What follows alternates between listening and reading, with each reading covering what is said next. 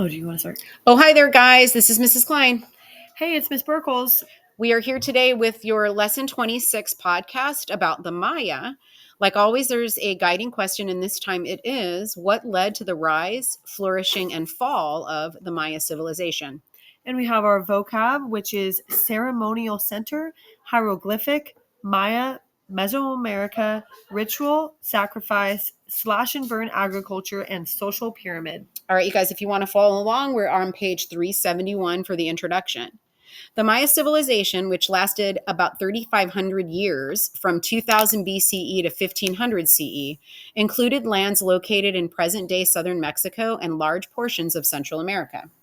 In this lesson, you will trace the development of Maya civilization and some of its most important achievements. You will also take a closer look at several aspects of Maya culture, including class structure, family life, religious beliefs and practices, and agricultural techniques. All right, you guys, moving on to section 1, the development of Maya civilization. So, Maya civilization reached its height between 200 and 900 CE. During this time, Maya culture spread over a great deal of Mesoamerica, including part of present day southern Mexico, Belize, most of Guatemala, and parts of Honduras and El Salvador. The Maya built their civilization in part on ideas they inherited from a people called the Olmecs, who lived in the jungle areas on the east coast of Mexico. Farming allowed the Olmecs to create permanent settlements. The Olmecs established farming villages throughout the region and created trade routes that stretched for hundreds of miles. By 1400 BCE, the Olmecs had a capital city that boasted palaces, temples, and monuments. They were the first Mesoamericans to develop large religious and ceremonial centers, as well as the first to use a solar calendar or a calendar based on the cycles of the sun. All right. Historians divide the history of Maya civilization into three main periods: pre-classic, classic, and post-classic. The long pre-classic period lasted from about 2000 BCE to 200 CE. During this time, the Maya farmed the land and lived in simple houses and compounds or groups of buildings.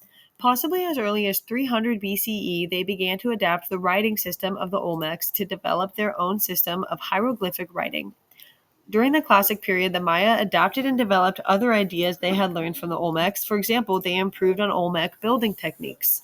Maya society during the Classic period consisted of many independent states. At its height, the Maya Empire included more than 50 cities, including Tikal, Copan, Chichen Itza, and Palenque. Around 900 CE, the Classic civilization collapsed. The Maya abandoned their cities in the southern lowland area. To this day, no one knows for certain why this happened. To the north, on the Yucatan Peninsula, Maya cities continued to prosper during the post-Classic period. This period lasted from about 900 CE to 1500 CE. All right, moving on to section 2, class structure. Within each Maya city-state, society was structured like a pyramid. The ruler of each city-state was at the top of the social pyramid. The Maya ruler was considered a god king. The next layer in the social pyramid was made up of nobles and priests. The nobles served as scribes and officials and oversaw the administration of the states. Priests were important because it was their job to maintain favor with the gods. Like nobles, priests inherited their position from their fathers. Priests led rituals, offered sacrifices, and foretold the future. The Maya were accomplished traders traveling by sea, river, and well-constructed roads to trade with other city-states. Maya artisans made a wide variety of objects, many of them designed to pay tribute to the gods. The peasants were the backbone of Maya society. When they were not farming, peasants had to spend time building pyramids and temples. Peasants also served as soldiers during wars and paid taxes to the nobles. At the bottom of the social pyramid were the slaves who performed manual labor for their owners. While some were born into slavery, free people sometimes became slaves. For instance, a parent might sell their child to feed the rest of the family, or a person who committed a serious crime might be enslaved as punishment. Once captured, war prisoners of humble origin were also enslaved. In general, the Maya didn't mistreat their slaves, even though, it was a system that it was not a permanent status. Okay, all right. So again, kids, if your parents sold you, they could come back and buy you a little bit later on if they sold you so that they could make money to be able to pay off their debts. Wow. All right, family life. Life for Maya peasant families was not easy. Maya women cleaned the corn that had been boiled and left to soak and soften overnight. Then she set to work at the grinding stone, pounding corn into meal. During the day, women and older girls cared for small children and for the family's few animals like ducks and turkeys. Maya fathers and sons ate their morning meal quickly before leaving to work in the fields. When they were not busy with the crops, men and boys hunted and trapped animals. The birth of a child was a time for rejoicing. As soon as possible after the birth, the family called in a priest to perform a ceremony much like baptism. At 3 months of age, girls went through another ceremony. In the 3-month ceremony, the baby girl was introduced to the tools she would use throughout her life. Small items were placed in the baby's hands, such as tools for spinning and weaving, carrying water and cooking, and soaking and grinding maize. A similar ceremony was held for boys at 4 months of age. The baby boy was given farmer's tools such as axes and planting sticks and the spears, knives, and traps of a hunter. All right, marriage customs. The next big moment in the life of a Maya youth was marriage. Marriages were negotiated by the village Antasahab, or the matchmaker. Okay, so again, you're not picking your spouse. You're going to somebody else who's going to pick your spouse for you. Wow. Section 4, religious beliefs and practices. Religion was very important to the Maya, who built their cities around religious and ceremonial centers. Their magnificent temple pyramids rose high above the jungle canopy like mountains reaching into the sky. All right, the Maya religion was polytheistic, which means it included many gods. The Maya believed in more than 160 gods, but the primary Maya gods were forces or objects in nature that affected people's daily lives, such as rain, corn, and death. The Maya believed that the gods had created the world and could influence or even destroy it. The same god that sent life-giving rain could also ruin the crops with hailstones. According to Maya beliefs, only priests could explain divine signs and led people through rituals aimed at pleasing the gods. Priests performed sacrifices and conducted ceremonies. The Maya honored their gods with offerings such as plants, food, flowers, feathers, jade, and shells. The Maya believed that blood gave the gods strength, so they also made blood offerings by sacrificing animals and sometimes humans. Human sacrifice also played a role in an ancient Maya game called Pakatak. Scholars believe that the game was played between two teams of nobles who tried to hit a solid rubber ball through a stone ring by using their leather-padded elbows, wrists, and hips. Surviving art from the ball courts show members of the losing team being sacrificed and the captain of the defeated team being beheaded. All right, now we'll move on to the sacred calendar. The Maya used their knowledge of mathematics and astronomy to develop a complex calendar system. The first was a daily calendar based on the solar or sun year.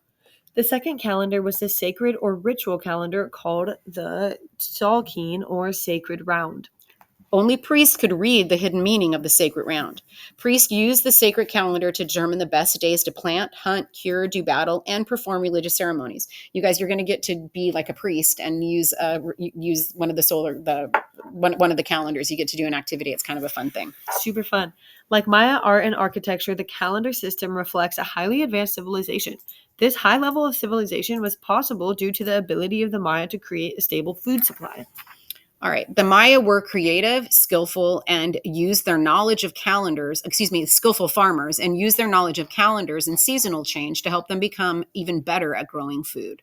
The primary Maya food was maize or corn. Other typical crops were beans, squash, and chili peppers. One of the most difficult challenges the Maya faced was how to grow enough food to feed their growing population. Farming was difficult in the regions where they lived due to dense forests, little surface water such as lakes or streams, and poor soil. The Maya responded to this challenge by developing different agricultural techniques for the various environments in which they lived. In the mountainous highlands, they built terraces or flat earthen steps into the hills to make more land available for planting.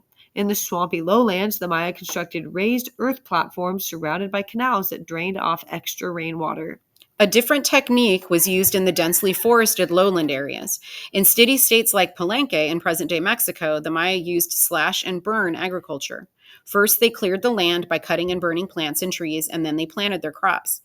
Unfortunately, this type of farming wears out the soil. As populations increased, the Maya had trouble raising enough food to feed everyone.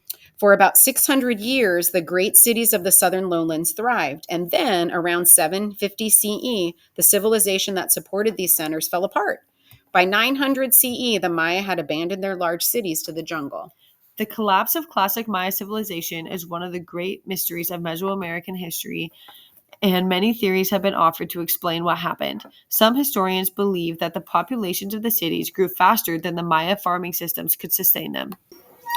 Another possible cause of the Maya's downfall was uncontrolled warfare.